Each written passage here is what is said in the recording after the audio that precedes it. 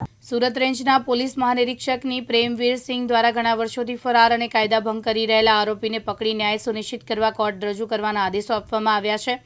આ દિશામાં સુરત રેન્જના તમામ અધિકારીઓને આયોજનબદ્ધ કાર્યવાહી કરવા સૂચના આપી છે. આ સૂચનાના પાલનમાં વલસાડ જિલ્લા પોલીસ અધિક્ષક ડોક્ટર કરણરાજ વાઘેલાના માર્ગદર્શન હેઠળ ઓપરેશન હન્ટ શરૂ કરવામાં આવ્યું છે. તેનો ઉદ્દેશ લાંબા સમયથી ફરાર ગુનેગારોને પકડવાનો અને પીડિતોને કાયદાનું અમલીકરણ અને ન્યાય સુનિશ્ચિત કરવાનો છે. આ અંતર્ગત વલસાડ જિલ્લા તમામ પોલીસ એકમો, પોલીસ સ્ટેશનો, લોકલ ક્રાઇમ બ્રાન્ચ અને સ્પેશિયલ ઓપરેશન ગ્રુપના સંચાલિત જે સંકલિત પ્રયાસોની સ્માર્ટ ડેટાબેઝ તૈયાર કરવામાં આવ્યો. જૂના કેસોને લગતા દસ્તાવેજો એકત્રિત કરવામાં આવ્યા હતા. માનનીય ગૃહ રાજ્યમંત્રી હર્ષ સંઘવી સાહેબના માર્ગદર્શન હેઠળ અને ડીજીપીસી વિકાસ સહાય સાહેબ અને સુરત રેન્જ આઈજી પ્રેમવીર સિંહ સાહેબની સૂચનાથી એક મોટું અભિયાન, એક ઓપરેશન હાથ ધરવામાં આવ્યું છે. આ ઓપરેશનને ઓપરેશન હન્ટ નામ આપવામાં આવ્યું છે. ઓપરેશન હન્ટ અંતર્ગત સમગ્ર દેશમાં જે વલસાડ જિલ્લામાં ક્રાઇમ કરીને નાસ્તા ફરતા જે આરોપી છે એનું નેશન વાઇડ ટ્રેકિંગ હાથ ધરવામાં આવ્યું છે. મે અને જૂન મહિનાના મળીને કુલ 60 જેટલા આરોપી નાસ્તા ફરતા પકડી પાડવામાં આવ્યા છે. એની અંદર ઘણા બધા આરોપી 30 વર્ષ જૂના લૂંટ, ધાડ, મર્ડર, અટેમ્પ્ટ ટુ મર્ડરના આરોપીઓ પકડવામાં આવ્યા છે. અને એ જે ઓપરેશન હન્ટ અંતર્ગત એક ખૂબ મોટી સફળતા વલસાડ સિટી પોલીસ સ્ટેશનની ટીમને મળી છે. વલસાડ સિટી પોલીસ સ્ટેશનના પીઆઈ દિનેશ પરમાર, જે પીએસઆઈ ડેનિશ પટેલ અને જે સ્ટાફ છે આખો સદૈવસિંહ, ખાસ કરીને હેડ કોન્સ્ટેબલ સદૈવસિંહ, એની ટીમ જે આખી છે વલસાડ સિટી પોલીસ સ્ટેશન ટીમને ખૂબ મોટી સફળતા મળી છે. 37 વર્ષથી નાસ્તો ફરતો એક આરોપી ચંદ્રભાનસિંહ રણવિજયસિંહ ચૌહાણ, જે આર્મ્સ એક્ટ અને સાથે સાથે ટાડા એક્ટનો આરોપી છે.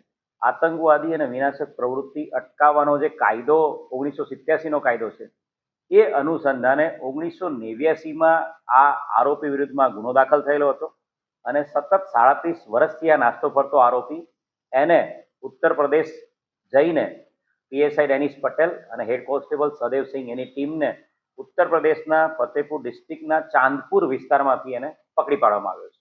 આરોપીએ કઈ રીતે શું કરેલું? આ બનાવની જો હકીકત કહીએ તો 1989માં વલસાડ સિટીમાં એક ઘરફોડ ચોરીના ગુનામાં એક મુન્નીલાલ અયોધ્યા પ્રસાદ આરોપીની ધરપકડ કરવામાં આવી હતી. મુન્નીલાલ અયોધ્યા પ્રસાદ જે તે સમયે કોસંબા જે વિસ્તાર છે ત્યાં ઓરડી રાખીને આ જે આરોપી ચંદ્રભાનસિંહ સાથે રહેતો હતો અને મુન્નીલાલની પૂછપરછમાં આ ચંદ્રભાનસિંહ રણવિજયસિંહ ચૌહાણ અને મુન્નીલાલ બંને ઉત્તર પ્રદેશથી એક હથિયાર લઈને આવેલા છે અને મુન્નીલાલના કહેવા મુજબ ચંદ્રભાનસિંહે જ આ હથિયાર એને આપેલું હતું અને એણે પોતાની ઓરડીમાં એણે જમીનમાં દાટીને રાખેલું હતું અને વલસાડ વિસ્તારમાં ખૂન, ધાડ, લૂંટ એવા ગંભીર ગુનાઓ કરવાના આશયથી આ હથિયાર ચંદ્રભાનસિંહે મુન્નીલાલને આપ્યું હતું.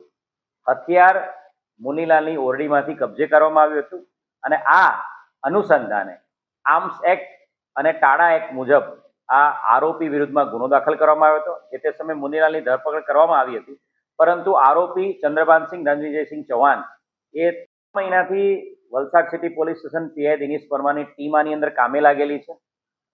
ઉત્તર પ્રદેશના જે ચાંદપુર વિસ્તાર છે ત્યાં જઈને તપાસ કરતા એવી હકીકત મળી હતી કે રણવિજયસિંહ ચૌહાણની 4 દીકરીઓ છે અને એમાં એક દીકરી કાનપુર, એક દીકરી ફતેપુર, એક દીકરી કલ્યાણપુર અને એક દીકરી ઉરઈ, એમ અલગ અલગ જિલ્લાઓમાં રહે છે.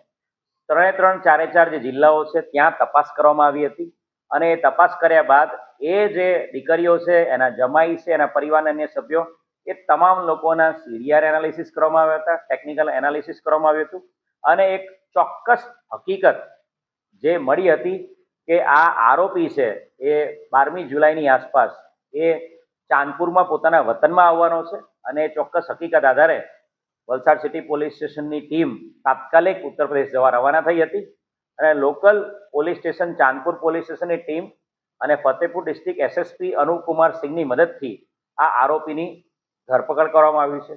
એક ખૂબ મોટી સફળતા 37 વર્ષ જૂના ટાડા એક્ટના આરોપીને પકડી પાડવામાં વલસાડ જિલ્લા પોલીસને સફળતા મળી છે. મનોજ દળવી, દિવ્યાંગ ન્યૂઝ, વલસાડ.